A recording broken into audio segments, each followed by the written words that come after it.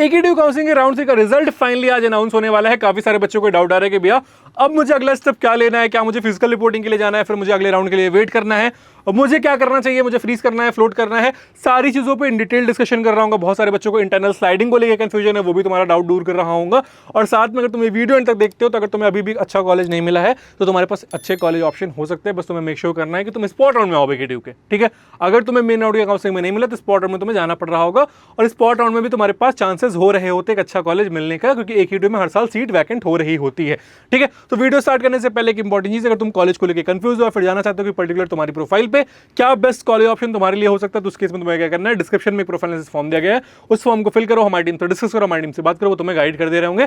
साथ में तुम्हें AKTU का printer, choice filling tool, mentorship सब कुछ डिस्क्रिप्शन बॉक्स में मिल जा रहा होगा, सारी लिंक वहां पे मिल जा रही है, जाकर के वहां से चेकआउट कर सकते हो। अब आ जाते हैं हम अपने शेड्यूल के ऊपर। शेड्यूल के अकॉर्डिंग जो तुम्हारा रिजल्ट है वो आज आ जाने वाला है, ठीक है, यानी कि सीट अलॉटमेंट का रिजल्ट हमारा आ जा रहा होगा। इसके बाद देखो, इसके बाद 2-3 चीज हो रही होगी। एक मैं यहाँ पे आता हूँ और इसको हम थोड़ा सा वो करते हैं, ठीक। इसके बाद पहले वो बच्चे होंगे, ओके, ठीक है, देखो पहले वो बच्चे होंगे जिनको ऑलरेडी राउंड 1 या फिर राउंड 2 में ऑलरेडी सीट अलॉट हो गई थी, सीट अलॉट हो गई थी। अब तुमने SAF पे कर दिया, ठीक, तुमने ऑलरेडी SAF पे कर रखा है, तुम्हें बस इतना करना है, यहां पे एक फ्लोट का ऑप्शन चूज कर लेना, जो कि ऑटोमेटिकली फ्लोट हो जा रहा होता है, तुम्हें कुछ चूज करने की जरूरत नहीं होती, तुम्हारे पास फ्रीज और विड्रॉ का ऑप्शन होता है, ठीक है। अगर तुम्हें आगे नेक्स्ट राउंड की काउंसलिंग में जाना है, राउंड 4 की काउंसलिंग में, तो तुम्हें फ्लोट चूज कर लेना है। अगर तुम्हें वो कॉलेज, वो ब्रांच अलॉट हो चुकी है अब, जो तुम्हें चाहिए था, तो उस केस में तुम फ्रीज का ऑप्शन चूज कर ले रहे होगे, और नहीं मतलब नहीं अलॉट हुआ है, तुम बटर के लिए जाना चाहते हो तो राउंड 4 में चले जाना, ठीक है। तो पहले वो बच्चे हो गए। दूसरे वो बच्चे हो गए जिनको राउंड 3 में पहली बार सीट अलॉट हुई है, फर्स्ट टाइम सीट अलॉटेड, ठीक।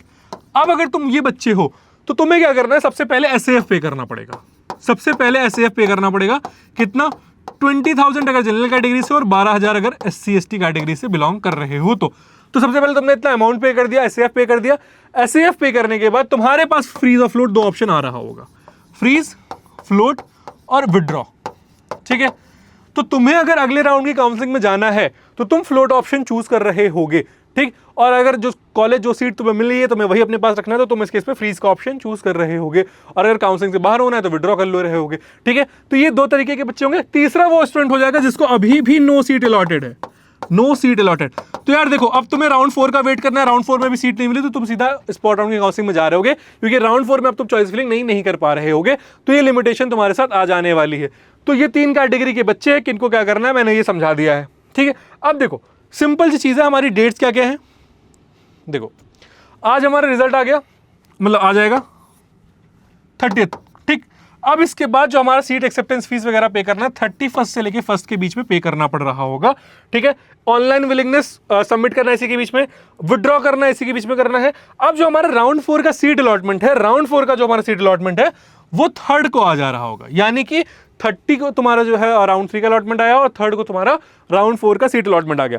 राउंड 4 में क्या होगा कि सारी की सारी सीट तुम्हारी ऑटो फ्रीज हो जाएंगी। देखो राउंड 4 में क्या होगा, तुम विड्रॉ कर सकते हो, जो विड्रॉ नहीं करेगा उनकी सारी की सारी सीट ऑटो फ्रीज हो जाएंगी। कहां गया, यहां पे ऑटो फ्रीज लिखा होगा, auto freeze for all candidate. यानी कि राउंड 4 में तुम्हें सीट अलॉट होगी, वो तुम्हें लेनी पड़ेगी, वो अपग्रेड नहीं हो रही होगी आगे चल के, ठीक है। यानी कि कॉलेज चेंज तुम्हारा अब नहीं हो पाएगा। तो राउंड 4 में जो फाइनल तुम्हें मिल गया वही तुम्हारा फाइनल कॉलेज, फाइनल ब्रांच रहने वाली है। ब्रांच में मे भी अपग्रेडेशन हो जाए इंटरनल स्लाइडिंग राउंड में, बट उसके अलावा कोई भी चेंज नहीं आ रहा होगा यहाँ पे, ठीक है। और तुम्हें फिजिकल रिपोर्टिंग कब करनी है, तुम्हें फिजिकल रिपोर्टिंग करनी है 4 अगस्त से 7 अगस्त के बीच में, अभी जो डेट AKTU ने अनाउंस कर रखी है उसके अकॉर्डिंग, ठीक है।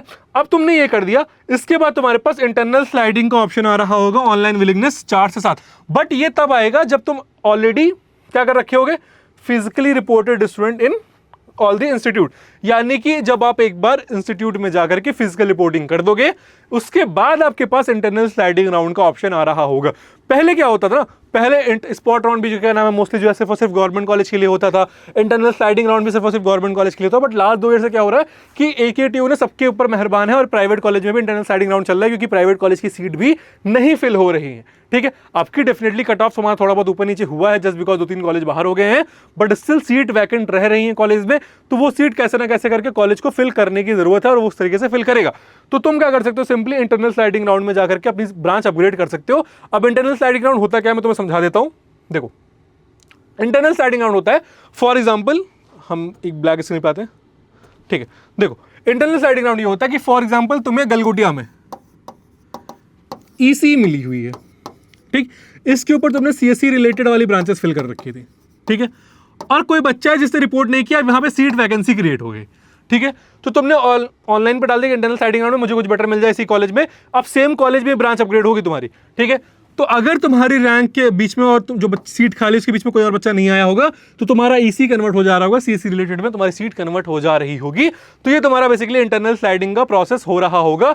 जो बच्चे बहुत सारे पूछ रहे थे कि भैया इंटरनल स्लाइडिंग राउंड क्या हो रहा होता है हमारे, तो तुम्हें मैंने बता दिया कि इंटरनल स्लाइडिंग राउंड क्या हो रहा होगा, ठीक है। तो इतना सारा डाउट सब कुछ तुम्हें मैंने क्लियर कर दिया है, कट ऑफ जा रहा होगा इसको भी मैंने क्लियर कर दिया है। अब कट ऑफ तुम्हारा इस राउंड में थोड़ा सा बढ़ा हुआ तुम्हें दिख रहा होगा, यानी कि जो ब्रांच 2 लाख पे क्लोज हो रही थी वो कहीं ना कहीं 2.20 पे क्लोज होगी, 2.25 पे क्लोज हो रही होगी, ठीक है। जो ब्रांच तुम्हारी लाइक 7 लाख पे क्लोज हो रही थी वो कहीं ना कहीं 7.5 तक क्लोज हो रही होगी, 7.25 तक क्लोज हो रही होगी।